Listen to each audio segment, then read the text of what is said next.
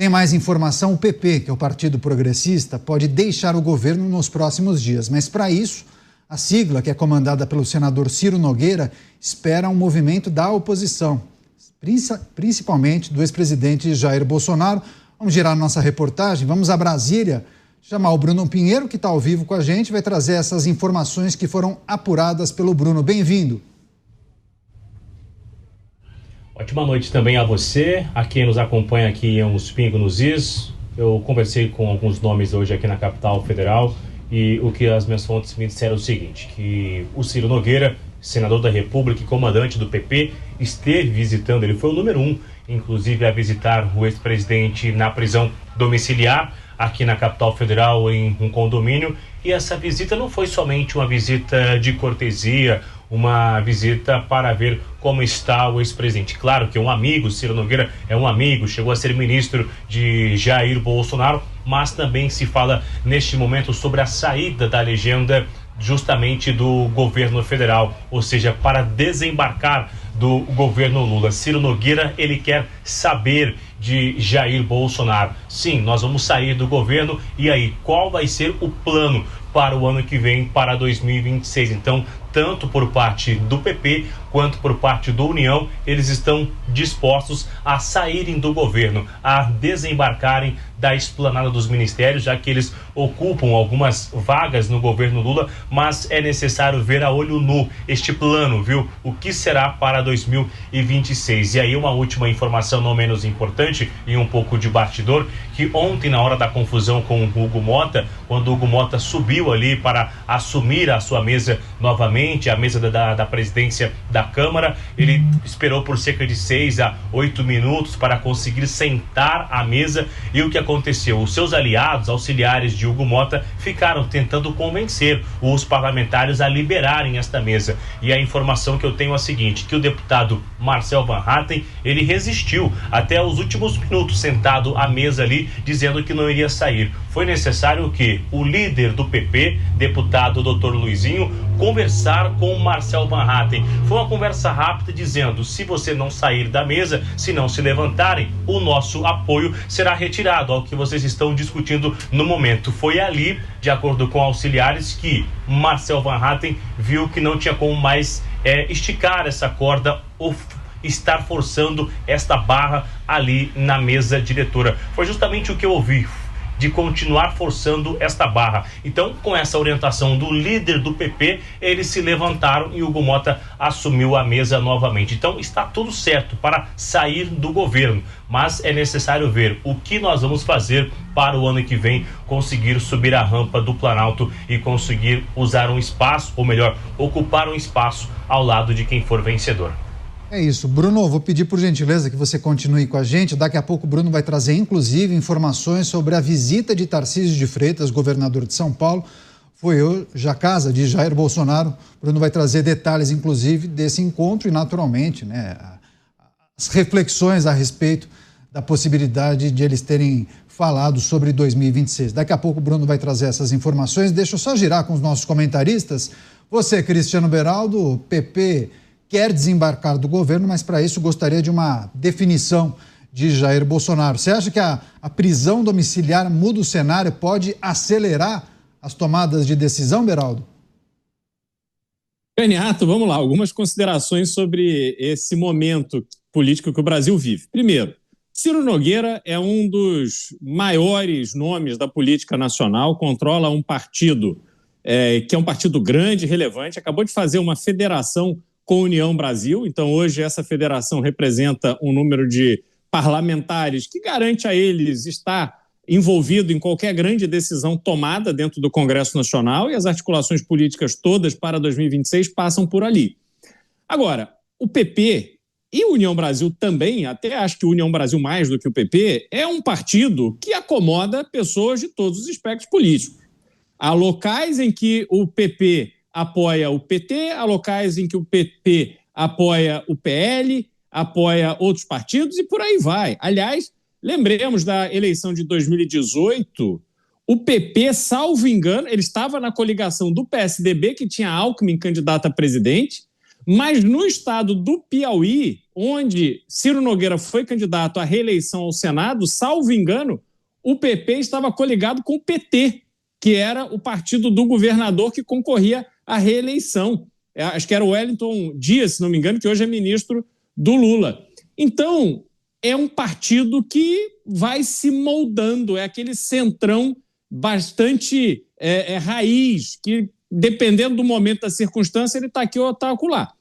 O ponto é que Ciro Nogueira, pessoalmente, depois de ter participado do governo de Jair Bolsonaro, como praticamente o primeiro-ministro do governo, porque ele que se ocupou da articulação com o Congresso Nacional, que era a grande deficiência daquele governo, ele ganhou um status muito elevado na política brasileira e se aproximou de Jair Bolsonaro de tal forma que, mesmo com a derrota de Jair Bolsonaro em 2022, Ciro Nogueira reafirmou o apoio a Jair Bolsonaro em todos os momentos que pôde. Só que, ao mesmo tempo, indicou ministro para o governo Lula. Há um discurso de que, não, acho que é o deputado Fufuca que foi para o ministério, não sei se tem outro. Não, ele foi licenciado, ele se licenciou, eu fui contra, mas o partido quis. Aquelas justificativas que não justificam nada. E agora, o que aconteceu, Caniato? 2 episódios importantes. Primeiro, houve a manifestação no último domingo, que foi uma manifestação claramente contra Alexandre de Moraes. Ela tinha uma pauta principal. Não era a pauta a favor do Bolsonaro, não era a pauta contra o governo, não. Era uma pauta contra o ministro Alexandre de Moraes, a favor do impeachment do ministro Alexandre de Moraes. E, como este assunto estava muito bem definido, os governadores recuaram, não apareceram, e o próprio senador Ciro Nogueira ficou numa posição muito difícil. Na sequência, na segunda-feira, decretação da prisão de Jair Bolsonaro, começa aquele tumulto na Câmara, obstrução. Qual é a postura do senador Ciro Nogueira? De que ele não ia se declarar favorável ao impeachment de Alexandre de Moraes, porque não era o momento de fazê-lo, porque não há maioria no Senado para assinar, para aprovar o impeachment de Alexandre de Moraes. Então ele ficou numa posição de cautela, que é compreensível no aspecto de o próprio presidente do Senado, Davi Alcolumbre, acabar de afirmar que mesmo se houvesse 81 assinaturas, ou seja, 100% dos senadores assinassem o pedido de impeachment, que ele não vai pautar o pedido de impeachment. Então é preciso fazer uma articulação prévia. Não adianta nada você sair declarando voto se não vai ser pautado. É preciso fazer uma administração desse problema com Davi Alcolumbre. Pois bem, o senador Ciro Nogueira começou a sofrer um ataque pesadíssimo, liderado pelo pastor Silas Malafaia, colocando o senador Ciro Nogueira como um traidor, como um aproveitador e daí para baixo. Isso coloca os planos de Ciro Nogueira para 2026 em risco, porque o plano dele não é ser candidato à reeleição do Senado. O plano dele é ser candidato a vice, numa chapa ou com Jair Bolsonaro ou com Tarcísio de Freitas. E é preciso se resolver essa situação. E me parece, Caniato, que essa ruptura definitiva do Progressistas com o governo vem nesta conta, como recuperar a interlocução de Ciro Nogueira com o universo bolsonarista. Pois é, e você, Mota, o que acha dessa postura do PP, do Progressistas, de sinalizar desembarque do governo, mas também reivindicar, melhor dizendo, uma posição de Jair Bolsonaro, indicando que Jair Bolsonaro já poderia passar o bastão, porque sem as redes sociais, sem a possibilidade de ser o interlocutor da direita, o diagnóstico de muitos é o seguinte, a peteca não pode cair, já que ele não pode falar, talvez seja necessário passar para outro. Enfim, queria te ouvir, Mota. Essa é uma situação muito complicada, Caniato. Eu não faria uma análise tão simplificada assim. A história está cheia de exemplos de políticos que sofreram todo tipo de restrição, que não podiam falar, que não podiam se locomover, que não podiam nada. E mesmo assim continuaram liderando e desempenhando um papel muito importante e retornaram ao poder. A gente está vendo aí um exemplo agora aqui, que é o de Donald Trump. Donald Trump quase foi parar numa cadeia de Nova York. Ele foi condenado num processo criminal. Donald Trump, por milímetros, não morreu, escapou de morrer por poucos milímetros. Donald Trump hoje é o homem mais poderoso do mundo. Então, esse diagnóstico assim, muito imediato, eu resisto a ele. É lógico, a política é uma coisa complicada, não vamos esquecer. O objetivo da política é conquistar o poder. Esse é o objetivo da política. Se as pessoas conseguem adicionar a isso convicções, melhor ainda. Mas a gente não pode exigir que todo mundo tenha as mesmas convicções ou se sintam da mesma forma. E nem, isso é muito importante, a gente não pode querer que todo mundo desempenhe o mesmo papel numa articulação política. Eu não entendo nada de futebol, mas eu sei de uma coisa. Você não pode ter um time de futebol onde só tem goleiro.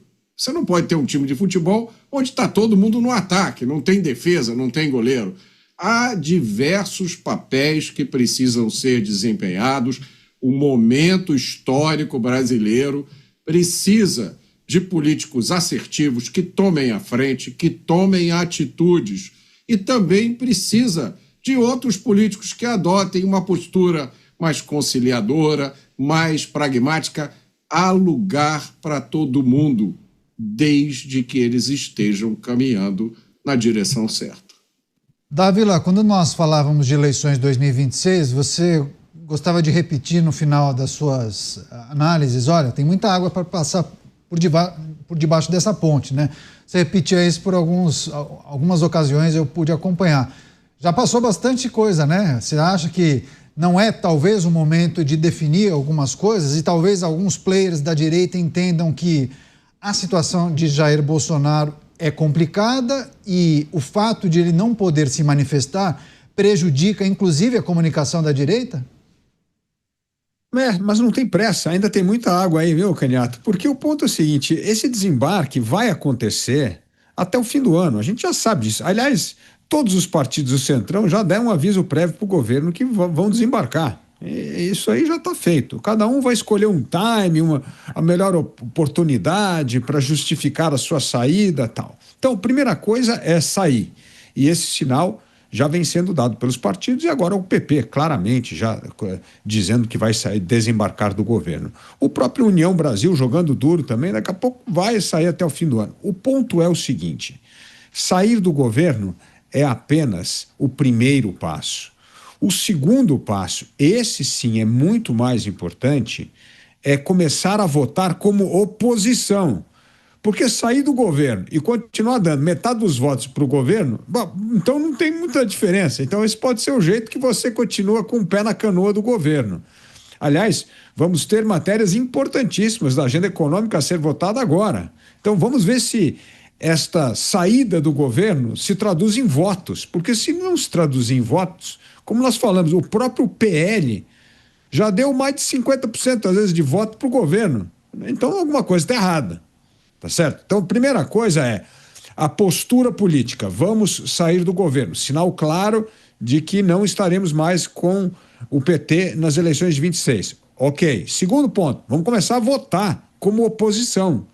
Porque senão, nós vamos continuar com o pé em cada canoa até o fim dessa história, que é mais ou menos até abril do próximo ano. E não pode. Então, conforme esses atos ocorrem, primeiro desembarca do governo, depois começa a votar como oposição. Aí começa a consolidar essas alianças e os palanques regionais, tanto para as eleições para governador, como para presidente da República, Senado e Câmara. Aí sim a gente começa a andar. Por isso, Candidato, ainda tem muita água para passar debaixo dessa ponte até chegarmos àquele quadro final onde as alianças partidárias são consolidadas e as candidaturas são definidas. E por último, Candidato, não tem nenhuma pressa para a direita sair anunciando quem é o candidato desde já. Aliás, veja só o que vem acontecendo com o governador de São Paulo, Tarcísio de Freitas. Só porque ele é sondado como um dos nomes mais fortes, ele vem apanhando em todo lugar, na imprensa, nas redes sociais. É assim, é uma coisa inacreditável. Então, para que você vai anunciar que você é o candidato a presidente da República só para ficar apanhando até outubro de 2026? Não faz o menor sentido. A política tem o seu próprio tempo e a gente tem que, de alguma forma, conter a nossa ansiedade e esperar que essas alianças, acordos e entendimentos acabem tecendo o caminho das candidaturas majoritárias.